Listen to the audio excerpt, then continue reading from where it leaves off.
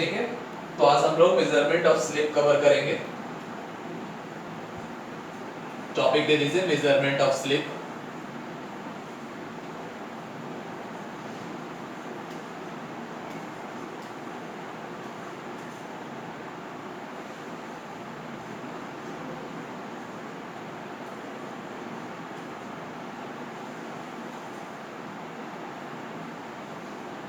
ठीक है, तो मेजरमेंट ऑफ स्लिप में हम लोग आ जाते हैं। तो जैसा कि हम लोगों ने कल डिस्कस किया था कि तीन मेथड मेनली हम लोग स्लिप का यूज करते हैं।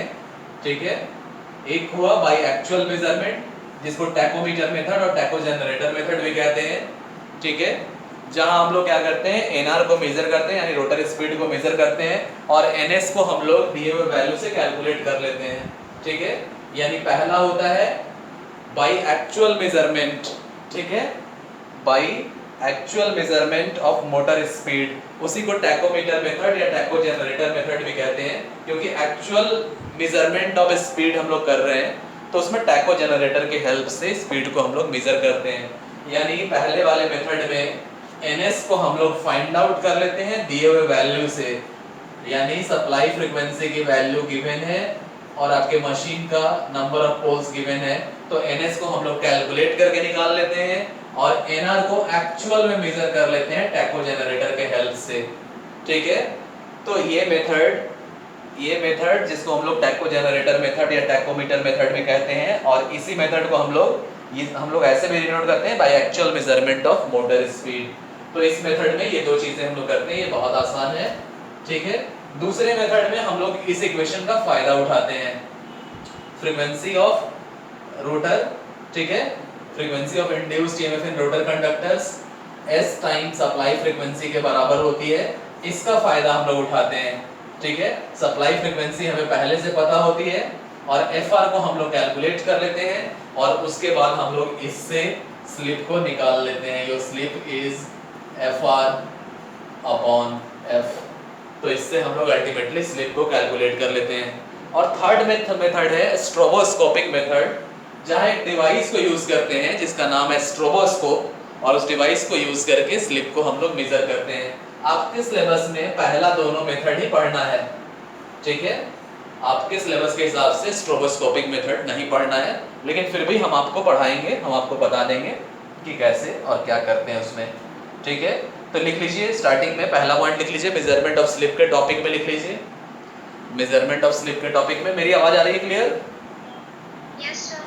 ओके, ठीक है, तो लिख लीजिए, इसमें लिख लीजिए, following are some of the methods which are used to find the slip of an induction motor in both of the types of induction motors, IE that is a short form IE के बाद एक और comma देना है, IE के पहले भी comma और बाद में भी comma, IE the squirrel cage induction motor and the slip ring induction motor।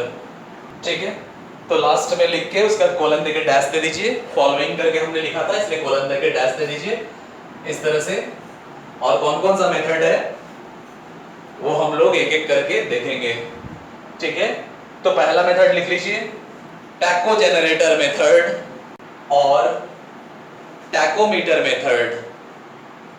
उस डिवाइस को टैको जनरेटर भी कहते हैं, टैकोमीटर भी कहते हैं, उसके अंदर जनरेटर लगा रहता है इसलिए हम लोग टैको जनरेटर भी बोलते हैं। तो पहला मेथड है टैको जनरेटर मेथड और टैकोमीटर मेथड और measurement of actual slip method. ठीक है, तो बहुत आसान है, पहले भी बता चुके हैं कि इसमें आपको सप्लाई फ्रीक्वेंसी की वैल्यू दी रहती है, नंबर ऑफ पोल्स दिया रहता है, इन दोनों के हेल्प से हम लोग एनएस कैलकुलेट कर लेते हैं। और एनआर को, टैकोमीटर एक डिवाइस है जिससे किसी भी मोटर के रोटर का स्पीड हम लोग निकाल सकते हैं, तो टैकोमीटर को यूज करके हम लोग रोटर का एक्चुअल स्पीड फाइंड आउट कर लेते हैं और रोटर का एक्चुअल स्पीड यानी एनआर को फाइंड आउट कर लेते हैं। और अल्टीमेटली हमें पता है कि स्लिप का क्या फार्मूला है, तो उसको स्लिप के फार्मूला में अप्लाई करके हम लोग स्लिप की वैल्यू निकाल लेते हैं। स्लिप के फार्मूला में अप्लाई करके हमें पता है कि slip is equal to NS minus NR upon NS। तो इसको यूज करके अल्टीमेटली हम लोग स्लिप को फाइंड आउट कर लेते हैं। तो ये मेथड बहुत इजी है। जब लैब होगा आपका तो आपको लैब में दिखाएंगे कि टैकोमीटर और टैको जनरेटर से कैसे मेजर करते हैं। बहुत लोगों ने देखा होगा जब हम डीसी मशीन्स का प्रैक्टिकल कराए थे लोड टेस्ट के समय, तो लोड टेस्ट के समय टैको जनरेटर आपने देखा होगा, ठीक है। उस टैको जनरेटर से हम लोग स्पीड मेजरमेंट करते हैं। तो जब प्रैक्टिकल कराए थे लॉकडाउन से पहले डीसी मशीन्स एंड ट्रांसफार्मर के केस में लोड टेस्ट का प्रैक्टिकल जब आप लोगों को कराए थे, वहां टैको जनरेटर जिन लोगों ने प्रैक्टिकल किया होगा देखा होगा, तो टैको जनरेटर से हम लोग स्पीड को मेजर कर लेते हैं, एक्चुअल स्पीड को हम लोग मेजर कर लेते हैं। दो टाइप का टैको जनरेटर आता है। एक आपका मैकेनिकल कांटेक्ट टाइप आता है जिसमें टैको जनरेटर को ले जाके हम लोग मोटर के शाफ्ट से सटा देते हैं और मोटर के शाफ्ट के साथ साथ आपके टैको जनरेटर का प्रोब भी रोटेट करने लगता है और उस रोटेशन के करस्पॉन्डिंग उसके अंदर के जनरेटर में एक ईएमएफ जनरेट होता है जो कि कैलिब्रेट किया रहता है, प्री कैलिब्रेटेड रहता है और उससे कितना ईएमएफ जनरेट हो रहा है, कितने रोटेशन पर कितना ईएमएफ जनरेट होना चाहिए, वो प्री कैलिब्रेटेड रहता है और उससे हमें पता चल जाता है कि इतना आरपीएम है जो कि हमारे उसके स्क्रीन पे डिस्प्ले हो जाता है कि कितना आरपीएम से ये रोटेट कर रहा है। और दूसरा टैको जनरेटर आता है जो लेजर रेज की हेल्प से काम करता है। वहां लेजर रेज टैको जनरेटर इस तरह से बना हुआ रहता है, ठीक है। आगे में इस तरह का ये रहता है, यहाँ पर इसका मीटर रहता है और यहाँ से लेजर बीम निकलता है और आपके मोटर के पुली पर जाता है। आपके मोटर के पुली पर एक व्हाइट कलर का मार्क चिपकाया हुआ रहता है और इसके रोटेट करने से ये लेजर बीम एमिट हो रहा है और लेजर बीम रिफ्लेक्ट होके फिर इसमें सेंस भी हो रहा है। यानी टैको जनरेटर का एक पार्ट लेजर बीम को एमिट करता है और दूसरा पार्ट उससे रिफ्लेक्ट होके वापस आने वाले बीम को सेंस करता है और जितना रिवॉल्यूशन होगा ये मार्क उतना बार इससे होके गुजरेगा, ये व्हाइट कलर का मार्क उतना बार होके गुजरेगा और इससे पर सेकंड टाइम में वो नंबर ऑफ रिवॉल्यूशंस को कैलकुलेट कर लेता है और आरपीएस में या आरपीएम में जिसमें आपको चाहिए उसमें आपको रोटेशनल स्पीड की वैल्यू मिल जाती है। तो टैको जनरेटर को यूज करके एनआर हम लोग मेजर कर लेते हैं और इस तरह से स्लिप हम लोग कैलकुलेट कर लेते हैं। तो ये बहुत आसान मेथड है, इसका प्रैक्टिकल करना भी बहुत आसान होता है। जब कॉलेज खुलेगा तो लैब में आप लोग खुद से प्रैक्टिकल करके देख सकते हो, बहुत ईजी है, ठीक है। इसी मेथड के बारे में लिख लीजिए। In this method the actual speed of the rotor is measured by using a tachometer, TACHO,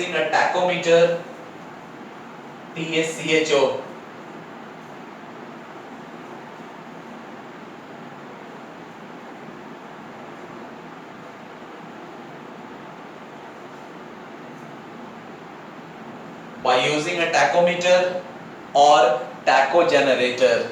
full stop दे दीजिए। अगले लाइन में लिख लीजिए द कैलकुलेशन ऑफ, या ऐसे लिख लो the synchronous speed ns is calculated by the given values of frequency and number of poles on the stator। या नंबर ऑफ पोल्स, स्टार्टर लिखने की जरूरत नहीं है, अंडरस्टूड है कि उसी का है, तो लिख लो number of poles of an induction machine by using the mathematical formula. ये वाला मैथमेटिकल फार्मूला लिख लीजिए। By using the mathematical formula ns is equal to 120 f upon p, comma देके लिखिएगा। Then the slip is calculated by using the mathematical formula। ये वाला mathematical formula लिख लीजिए। S यानी slip is equal to ns minus nr upon ns। तो इस तरह से करके अल्टीमेटली हम लोग स्लिप को मेजर कर लेते हैं और परसेंटेज स्लिप निकालना रहता है तो सिंपली RHS को 100 से मल्टीप्लाई कर लेते हैं, ठीक है। ये स्लिप की वैल्यू हो गई और यहीं से अगर परसेंटेज स्लिप निकालना है तो RHS में 100 से मल्टीप्लाई करके परसेंटेज में भी हम लोग कैलकुलेट कर सकते हैं। तो इस तरह से हम लोग स्लिप को कैलकुलेट कर लेते हैं। ये मेथड हो गया, ठीक है। अब दूसरे मेथड में आ जाइए, सेकंड मेथड में आ जाइए। इसमें लिख लीजिए by comparing rotor and stator frequency, ठीक है। सेकंड मेथड बहुत ही इंटरेस्टिंग है, बहुत ही मजेदार है, ठीक है। सेकंड मेथड है यानी जो मेथड नंबर बी है, by comparing stator and rotor frequency. तो पहले भी आपको बता चुके हैं कि frequency of induced EMF in rotor conductors, जिसको हम लोग एफआर से इंडिकेट करते हैं, इसको हम लोग स्टैटर फ्रीक्वेंसी से इस फार्मूला से रिप्रेजेंट करते हैं।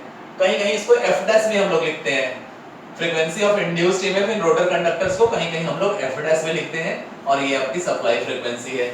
यानी इस फार्मूला को हम लोग यूज करते हैं, और सप्लाई फ्रीक्वेंसी आपको पता है, ठीक है, सप्लाई फ्रीक्वेंसी तो आपको पहले से पता है। एफआर को हम लोग कैलकुलेट कर लेते हैं, यानी रोटर फ्रीक्वेंसी को हम लोग कैलकुलेट कर लेते हैं, और जब दोनों आपको मिल गया तो definitely S is equal to FR upon F, इससे हम लोग स्लिप कैलकुलेट कर लेते हैं, ठीक है। तो सप्लाई फ्रीक्वेंसी तो गिवन है, हम किस फ्रीक्वेंसी पे सप्लाई कर रहे हैं ये हमें पता है, सिर्फ हमें FR को कैलकुलेट करना होता है, ठीक है।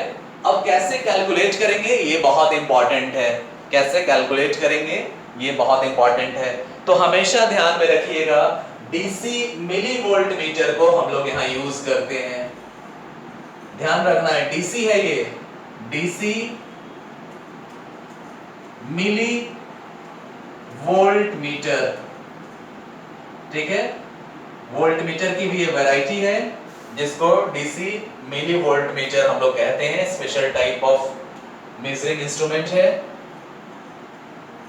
ये कितना सेंसिटिव है कि मिली वोल्ट्स तक के डिफरेंस को भी फाइंड आउट कर लेता है। सोचिए टॉर्च में जो हम लोग बैटरी को यूज करते हैं वो 1.5 वोल्ट का होता है, वो बैटरी इतनी छोटी बैटरी है कि उसके दोनों टर्मिनल को हम छू भी दें तो हमें कुछ फर्क नहीं महसूस होता है।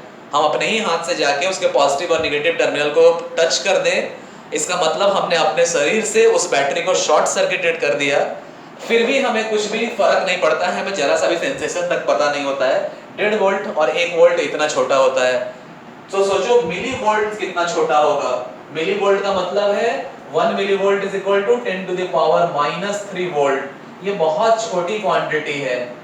इस क्वांटिटी को भी मेजर करने वाला अगर डिवाइस है तो जाहिर है बहुत ही सेंसिटिव डिवाइस है, हाइपर सेंसिटिव डिवाइस है, ठीक है। तो डीसी मिली वोल्ट मीटर को हम लोग यूज करते हैं रोटर के फ्रीक्वेंसी को मेजर करने के लिए, और ये मिली वोल्ट मीटर भी सेंटर टाइप होता है, यानी इसका 0 सेंटर में होगा, ठीक है। तो अब सबसे इंटरेस्टिंग ये इसलिए है, बहुत ज्यादा इंटरेस्टिंग इसलिए है कि यहां जिस क्वांटिटी को मेजर कर रहे हैं ना, जिस वोल्टेज को हम लोग रोटर में मेजर कर रहे हैं, जाहिर है रोटर में जो इंड्यूस्ड ईएमएफ होगा वो एसी होगा, ठीक है। रोटर में जो इंड्यूस्ड ईएमएफ होगा वो एसी होगा और उसकी फ्रीक्वेंसी एफआर है, लेकिन उस एसी वोल्टेज को मेजर करने के लिए हम लोग DC milli volt meter use करते हैं। कोई बता सकता है इसका रीजन क्यों यूज करते हैं? एसी मिली वोल्ट मीटर हमने क्यों नहीं यूज किया?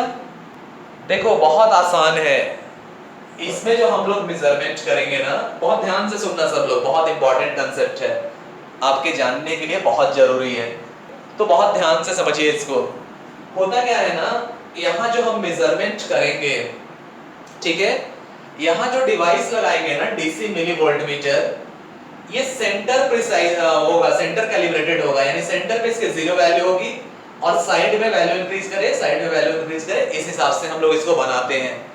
अब देखो इसको क्यों यूज करते हैं इसको बताएंगे, उससे पहले कैसे यूज करते हैं पहले वो थोड़ा सा वो समझ लो, तब क्यों यूज करते हैं आपको समझ में आ जाएगा। तो होता क्या है कि आपको पहले ही बता चुके कि यहाँ हम लोग क्या करते हैं, हम लोग कंपेयर करते हैं रोटर फ्रीक्वेंसी और स्टैटर फ्रीक्वेंसी को, और इस फार्मूला का फायदा उठा के इस तरह से स्लिप निकाल सकते हैं।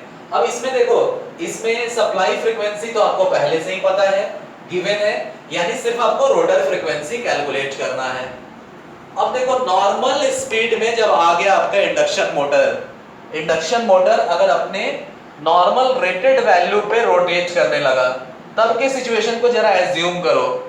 सपोज दैट इमेजिन कर लीजिए थोड़ी देर के लिए कि NS है किसी इंडक्शन मोटर का 1500 आरपीएम, ठीक है, यानी सिंक्रोनस स्पीड किसी इंडक्शन मोटर का एज्यूम कर लो कि 1500 आरपीएम है, और मान लो वो रेटेड स्पीड पे, यानी वो स्पीड गेन करके अपने ऑलमोस्ट फुल स्पीड पे आ जाता है, मान लो उसका रेटेड स्पीड जो उसके रोटर का है मान लो 1425 आरपीएम है। इस वैल्यू पर अगर हम देखें ना, इस वैल्यू पर, तो देखो तो इस वैल्यू पर स्लिप की वैल्यू कितनी होनी चाहिए?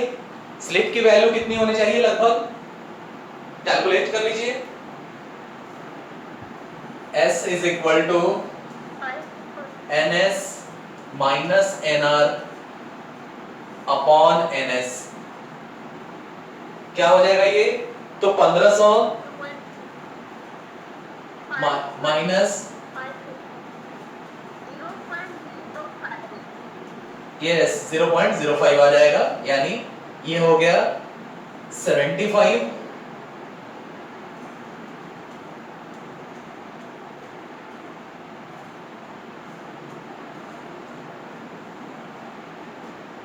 फाइव सॉरी 5, तो ये हो गया 0.05, ये वैल्यू आ गई। अब इसमें देख लीजिए तो आपके रोटर के फ्रीक्वेंसी कितनी मिलती है इसको वैल्यू को पुट करने पर। अगर 50 हर्ट्ज सप्लाई पे हम काम कर रहे थे, यानी सप्लाई फ्रीक्वेंसी 50 हर्ट्ज थी, सिंक्रोनस स्पीड अगर इतना आया था और एनआर मान लो उसका रेटेड वैल्यू इतना है, उस हिसाब से देखिए तो ये फ्रीक्वेंसी आपको कितनी मिलती है रोटर की फ्रीक्वेंसी, कैलकुलेट करके देखिए तो 2.5 हर्ट्ज ना, 2.5 हर्ट्ज, यानी रोटर की फ्रीक्वेंसी। एक एग्जांपल हम लोग लिए, इस एग्जांपल में नॉर्मल रेटेड स्पीड पे जब रोटर जाता है तो हमें रोटर फ्रीक्वेंसी 2.5 हर्ट्ज मिलती है। देखो तो कितना कम है 50 हर्ट्ज के मुकाबले 2.5 हर्ट्ज, यानी एक सेकंड में सिर्फ 2.5 कंप्लीट साइकिल। ये क्या था? एक सेकंड में 50 साइकिल यहां मिलता था, और कहां एक सेकंड में सिर्फ 2.5 साइकिल मिल रहा है। एक साइकिल का मतलब अपने सेंटर पे रहा, एक्सट्रीम लेफ्ट गया, राइट गया, वापस आ गया एक साइकिल, ऐसे गया वापस आ गया 2 साइकिल, और फिर ऐसे गया यहां तक आया 2.5 साइकिल। तो अगर कोई डिवाइस, अगर कोई पॉइंटर आपके सामने रख दिया जाए जो इतना स्लोली रोटेट करे, एक सेकंड में 2.5 साइकिल ही रोटेट करे, तो इसको आंख से देख के भी हम गिन के बता सकते हैं कितना साइकिल हुआ, बता सकते हैं? Yes sir. ठीक है। तो यहां अगर ये 2.5 हर्ट्ज से घूमेगा तो हम आंख से देख के गिन के भी बता सकते हैं एक सेकंड के अंदर ये होने वाला 2.5 साइकिल। यहां से स्टार्ट हुआ, इधर गया, यहां आया 1 साइकिल, यहां से स्टार्ट हुआ, इधर गया, यहां आया 2 साइकिल, यहां से यहां गया 2.5 साइकिल। यानी सिंपल अपने आईज से प्रैक्टिकली देख के गिन के ऐसे डिवाइस से हम बता सकते हैं कि रोटर फ्रीक्वेंसी कितनी है, क्योंकि रोटर फ्रीक्वेंसी की वैल्यू नॉर्मल स्लिप के केस में, नॉर्मल रेटेड रोटर स्पीड के केस में हमें लगभग इतनी कम मिलती है। Is that clear? इतना समझ में आ रहा है? ठीक है। अब देखो यहां जो आपको बताए, अब एक्चुअली पे ये रोटर के इंड्यूस्ड ईएमएफ की फ्रीक्वेंसी है। आपको पता है कि आपका मशीन जो है वो एसी मशीन है, इंडक्शन मशीन है, स्टार्टर पे सप्लाई एसी दे रहे हैं, रोटर के अंदर ईएमएफ इंड्यूस हो रहा है, वो भी एसी है, जिसकी फ्रीक्वेंसी ये है। लेकिन उस एसी को, चूंकि वो वोल्टेज बहुत कम डेवलप हो रहा है, तो उस बहुत कम वोल्टेज को मेजर करने के लिए, उस एसी को मेजर करने के लिए चाहते तो हम लोग एसी मिलीवोल्ट मीटर यूज कर सकते थे, लेकिन यहां हम लोग के लिए सक्सेसफुल नहीं होगा। क्यों नहीं सक्सेसफुल होगा? क्योंकि एसी मिलीवोल्ट मीटर जो मेजरमेंट देगा, आपको पहले ही बता चुके हैं कि एसी डिवाइसेस में, एसी मेजरिंग इंस्ट्रूमेंट में जो वैल्यू हमें शो होती है वो कौन सी वैल्यू होती है? RMS sir. यस। तो यहाँ आरएमएस यानी एक फिक्स मिलीवोल्ट मीटर का वैल्यू मिल जाएगा, फिक्स मिलीवोल्ट का आपको वैल्यू मिल जाएगा, और वो पॉइंटर कांस्टेंट हो जाएगा एक जगह जाके। यानी यहां जो एसी वोल्टेज इंड्यूस हुआ रोटर के अंदर, वो एसी वोल्टेज जो इंड्यूस हुआ रोटर कंडक्टर के अंदर, वो है साइनसोइडल नेचर का। लेकिन इस साइनसोइडल नेचर के फ्रीक्वेंसी को हमें मेजर करना है, और आपके एसी मिलीवोल्ट मीटर का पॉइंटर एक जगह जाके रुक जाएगा अपने आरएमएस वैल्यू के करस्पॉन्डिंग। तो जब पॉइंटर फ्रीक्वेंसी के हिसाब से घूमेगा ही नहीं, तो हम लोग फ्रीक्वेंसी का साइकिल्स पर सेकंड कैसे काउंट करेंगे? क्लियर? आया समझ में सबको? ठीक है। और वही अगर डीसी मिलीवोल्ट मीटर को हम लोग लेंगे तो डीसी मिलीवोल्ट मीटर एक फिक्स वैल्यू दिखाने के लिए डिजाइन है और यहाँ इंस्टेंटेनियस वैल्यू में वेरिएशन हो रहा है, तो इस इंस्टेंटेनियस वैल्यू में वेरिएशन के हिसाब से इसमें भी वेरिएशन आएगा और ये वेरिएशन हम लोग देख चुके हैं कि नॉर्मल प्रैक्टिकल वैल्यू में कितना कम होता है, तो इसके पॉइंटर को हम लोग देख के 1 सेकंड के अंदर काउंट कर सकते हैं। यानी सिंपल अपने आईज से प्रैक्टिकली देख के गिन के ऐसे डिवाइस से हम बता सकते हैं कि रोटर फ्रीक्वेंसी कितनी है, क्योंकि रोटर फ्रीक्वेंसी की वैल्यू नॉर्मल स्लिप के केस में, नॉर्मल रेटेड रोटर स्पीड के केस में हमें लगभग इतनी कम मिलती है। Is that clear? इतना समझ में आ रहा है?